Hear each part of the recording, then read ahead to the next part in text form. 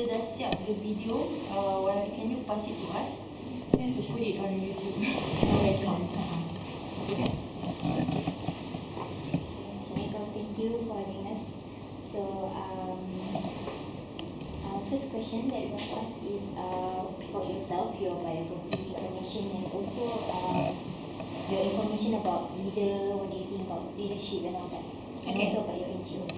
Okay, hi, my name is Mastura binti Muhammad Rashid. I am a co-founder and managing partner of the Nasi Lemak Project. The Nasi Lemak Project is a social enterprise where we strive to empower the urban poor in KL and other parts of Malaysia, urban poor, for them to be sustainably out from poverty. Currently, we run 3 major programs. The first program is where we train the urban poor families, those families who earn household income as low as 900 ringgit per month. Yes, those people exist. We train the families to be quality nasi lemak producers. We buy nasi lemak from them and we sell every day. We sell up to currently up to 800 to 1,000 nasi lemak per day, in which also sustains our NGO. We don't need to survive on donations. We self-sustain on our own, and also they get to double their income from this program lah. That is why we are called the Nasi Lemak Project. And the profit from that is channeled to sustain our NGO. In our NGO's legal name is Pertubuhan Kebajikan Sukarela Malaysia, where we do 2 major programs every week. We do street rangers, which you joined just now. We do street feeding. We do engagement outreach with the homeless, and also we do edu rangers. Edu rangers is where we give free classes to the urban poor kids, up to 4 hours per week. Edu Rangers. Edu rangers and street rangers. Other than that, we do few smaller projects, smaller impact projects, such as Pixel Garage. Pixel Garage is conducted in this room, where we teach the urban poor youth to be proficient in graphic design and create their own product. We teach them AI, Adobe Illustrator, Photoshop, so they can be photographers and extra money, or create t-shirt designs, work with design companies. That's Pixel Garage. We have Sting Garden Theatre Project, where we train urban poor children theatre to empower their communication skills, and at the same time generate money for themselves through theatre performances. Other than that, we also build libraries through a project called Lepak Library. Our upcoming library will be in Kuala Kubu Baru this coming February. Before this, it is in Orang Asli village in Gombak. Long story. Otherwise, myself, I graduated in History and Civilizations from IIUM Gombak, and then I worked in stakeholder management in an oil and gas company before I quit early this year, 2015, to run this thing full time. How old are you? I'm 25. 25.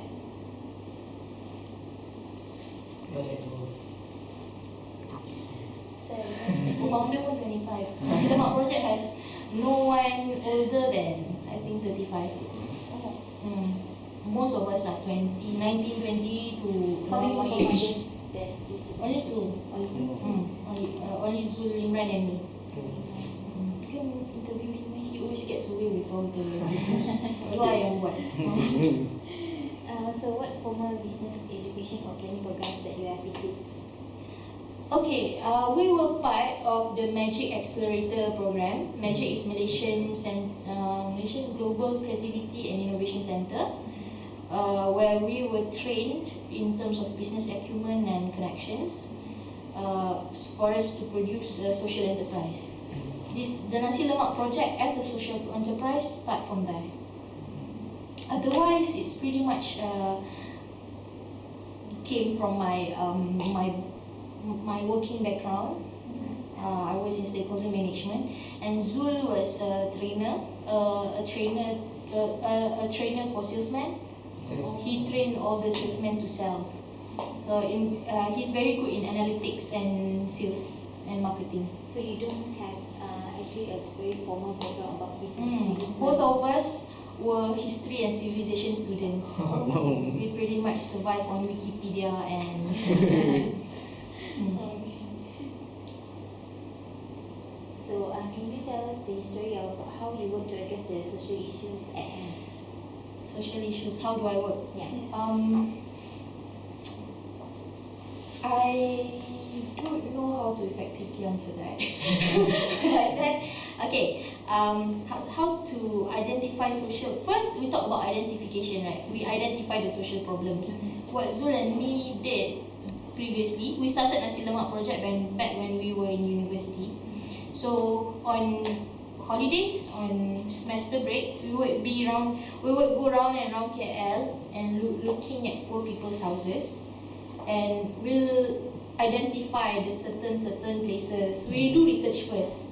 We talk to the people, ask them what they need, and we start executing programs. Back when we were back in the semester, we'll start finding for sponsors ourselves and start doing social work lah.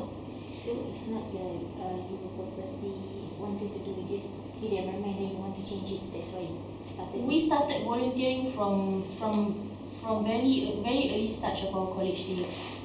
Zul, he had experiences in NGO management. He managed during his university days. He managed an animal shelter called Omiho in Kepong. Animal shelter, a lot of cats, and from there he got the experience of getting volunteers, financial management of an NGO when he is still in university. Me, I started volunteering with UNHCR, the United Nations High Commissioner for Refugees, since my first year. Since I first entered university, weekend I was bored, and going to the movies was very expensive, and at the weekends, no part-time jobs available, so I do volunteering lah at first to just upgrade my curriculum vitae, because it's United Nations, very lama kan, very glamour kan. But then from there I kinda saw how the world is like. I started volunteering in Sentul, where there is a lot of refugees who looks like Malaysian and talks like Malaysian, but then they cannot go to school. And they mix with those Malaysians who lives in Setinggans and didn't go to school because they don't see the point of going to school. Yalah, if your parents have less than 900 ringgit of income, and adik-beradik ada your brothers, sisters, etc. more than 8, no family planning at all, and then 900 ringgit bagi 9-10 orang, you cannot even barely get 100 ringgit per person. What's the point of going to school? Better do business, wash car, start car wash. But then their common sense was very good, just that they don't know how to read and write. I talked to Zul about this because he's my classmate. Then we are pretty much very sekepala. And at that time, I pitched the project, the Nasi Lemak project, to the US Embassy, got the funding, and I pitched him in to be part of the volunteers.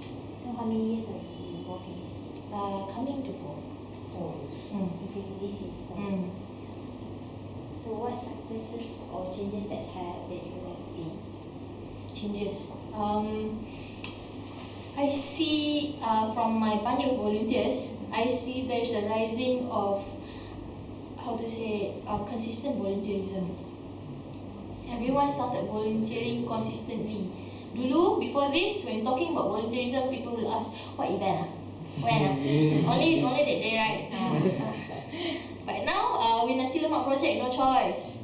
You cannot come only one day, but unless for this today lah, because today Christmas mah. Most of my volunteers go back kampung already, so we started doing one kind of event. But then most of my hardcores are all trained to be full-timers. Full-timers here means every week must be there one. Me and Zul, we volunteer like that. And we were quite surprised, why isn't anyone volunteering like us? And we found out actually from our observation, that is because the culture is not cultivated.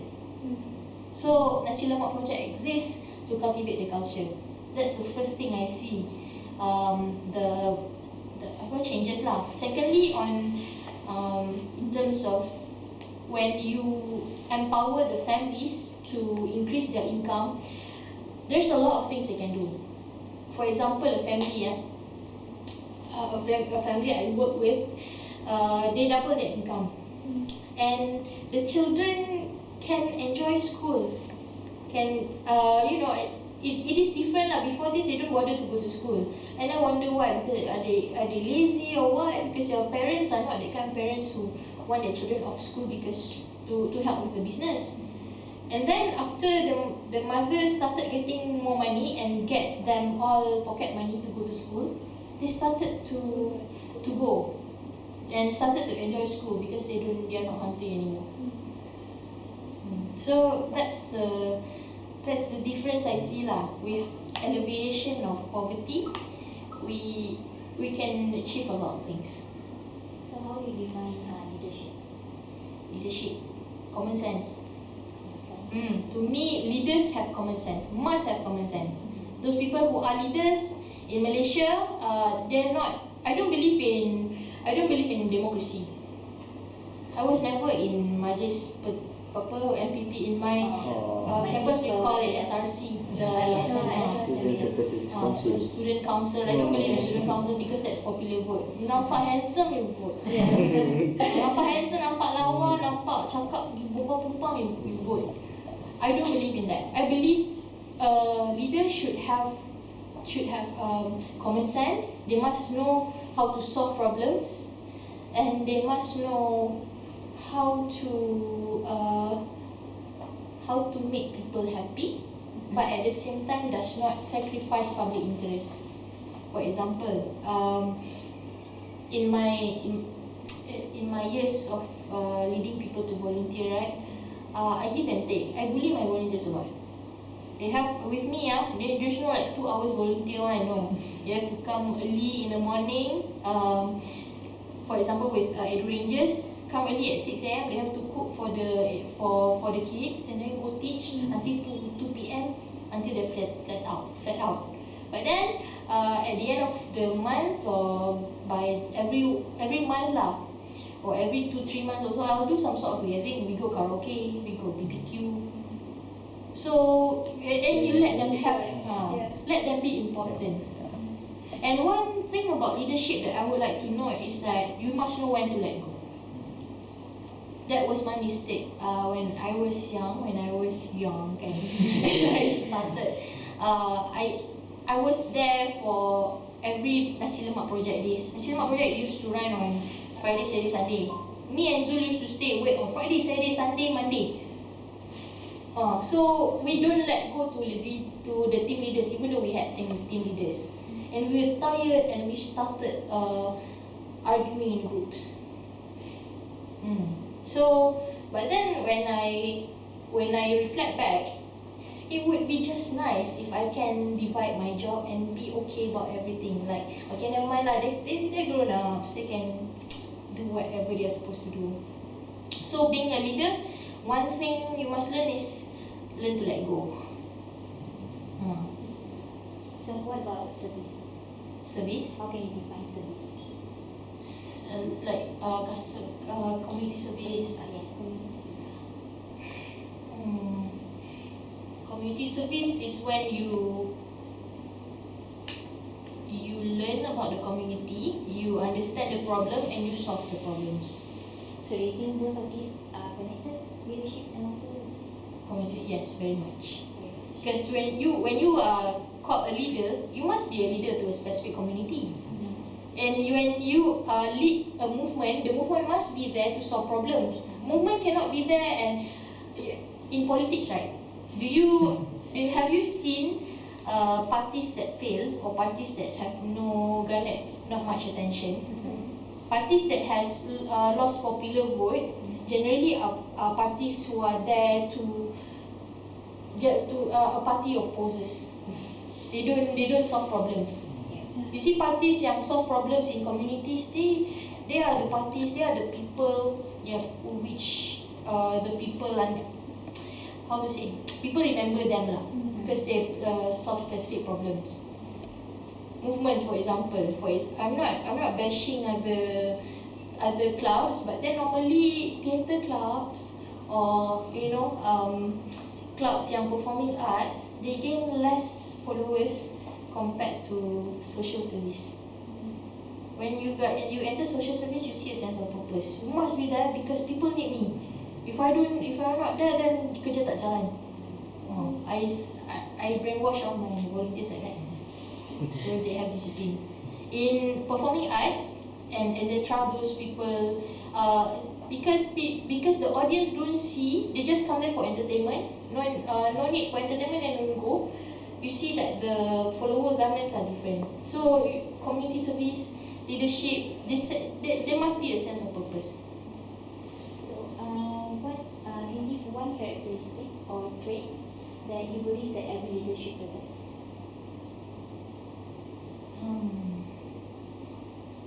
Only one. Yeah. You can give more. One. The most important.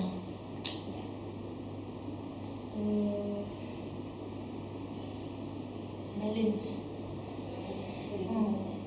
Balance here means you approach everything with a sense of mediocreness. Everything must be. It's not all about you. It's not all about them. Also, it must be about you and about them, about who you lead and about who that leads. And to me, balance also is how to say, an element in problem solving. You cannot solve problems if you don't see if you don't think balance in a balanced way. You see? Sebab sometimes when we solve problems, we always think that that's a problem. Padahal it's not. You don't listen to them. Then how do you know? You just assume. For example, dekat dulu I used to work with the Rohingyas in Sentul. There are some people who approach me asking to help the Rohingya. I was like, come on, let's talk about it. They don't want to talk. They just want to give stuff that they think the Rohingya wants. They give Maggi mee lah. They give all the typical things, Milo, whatever that the Rohingyan people wants. And you know what the Rohingyan eat? They eat dal, curry, chapati. But you give Maggie. Why you give Maggi? So you see, they assume. Those kind of assume thinking is when you don't balance. You don't ask the other party what they need. So being a leader, you should have balance. What is an effective leadership experience that you had, and also when the time that you feel that you've done a very good job as a leader? An experience. I think the whole Nasi Lemak project experience is very valuable. I won't communicate like this if I'm not a leader. I used to be someone, how to say, very reserved. I'm that kind of girl in the community, in the university, that always have earphones in earbuds. Not really introvert lah. I talk to my friends, but then I don't care. I macam tak tahu lah apa-apa. Janji sama aku siap, tak kacau hidup aku apa. I'm that kind of person. But then Nasi Lemak project changed me a lot, and the way I see myself change also. I used to think that I'm macam nobody lah, until I will volunteer with UNHCR and I see that I can change someone's life. It sounds very novel, very superficial, but if you volunteer for something and you see how people look at you differently, it is quite life changing. So apa lagi satu tadi? When the time that you feel that you have done a very good job as a leader? every week after the community projects, after street ranger is done, and everyone, the volunteers face nampak macam wah, syok dah siap kerja ni, dah tolong orang ni kan. Muka dia lain macam sikit tau. Muka puas dia tu macam, yeah, we've done a good job, this is all teamwork. When I see those faces, I feel like it's something good. So, what pressing problems that you still facing now? Problem. I'm still looking for balance. For balance. Because no matter how much I think that I'm so balanced, I can balance with everything, blah blah blah, there are still new things will come, like relationships. I got into rows and rows with my boyfriend a lot because I don't have time. That's a matter of balance. So I learned how to balance. I get extra things, extra jobs when there are new projects coming in. When project ideas come in, one thing about me is I cannot ignore. When it's a damn good project like Pixel Garage. Benda ni, I dah banyak project. Tapi nampak macam okay, the prospect of having someone teaching them graphic design and knowing that designs make tempatan fest, things like tempatan fest grow, you know, those kids ada, dia orang pakai all the tempatan fest punya baju tapi dia orang tak pandai nak design and dia orang miskin. So I cakap dengan budak-budak tu macam, budak-budak tu macam, kenapa korang tak design baju korang sendiri? I ask them, and they say I tak erti design. That's an opportunity. I cannot ignore that even though I dah tahu I banyak kerja. So projects like that come and I still cari balance. That's my biggest challenge. And of course to maintain consistent volunteers. Susah nak cari volunteer nak tiap-tiap minggu. What is your action to find that balance? Your action plans. My action. To delegate more to my co-founder, and perhaps we'll find another more kaki lah to help with the management. Also to be patient and just maintain balance. Patient, sabar je lah. Let's say kalau susah sangat, then I don't believe in the principle of letting go. I tak faham, I don't get it kenapa orang macam nak let go. Sebab okay, you gone that far, why won't you let go? Why would you let go? Sabar sikit lagi nak habis dah. For example. So I macam just sabar je lah. If I got any challenges. Yeah. What other individuals or organizations that you have partnered with in change efforts? A lot. One of the biggest organization is Shell. Shell helps us a lot in achieving what we achieve now. Shell, they did a Raya charity campaign. I don't know what's going to their mind when they called me and okay, we want to give you 140,000. And I was like, are you sure? I'm calling the right person or not? And then they macam okay lah, I got it lah. And with that funds, we managed to maintain a center like this and have an Exora. Before this, Zul pakai Zul punya transport or my transport. Now dah ada Exora, everything is quite okay. Shell, US Embassy for nominating us who supported us since the start, and they nominated us last year to win the International Muhammad Ali Humanitarian Award. It's given, only 6 of those awards are given every year worldwide. Worldwide. So we got it. Dan tu pun I tak faham macam mana dia boleh. Yalah, Kecara Soup Kitchen, Pertiwi Soup Kitchen reach out, Region of Love, all the soup kitchens. I guess they taught me a lot of things.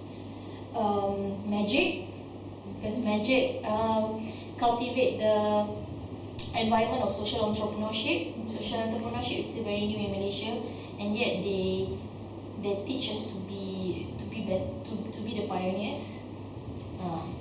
Banyak lagi lah nak sebut satu-satu. Tapi those are the biggest ones yang I would like to thank.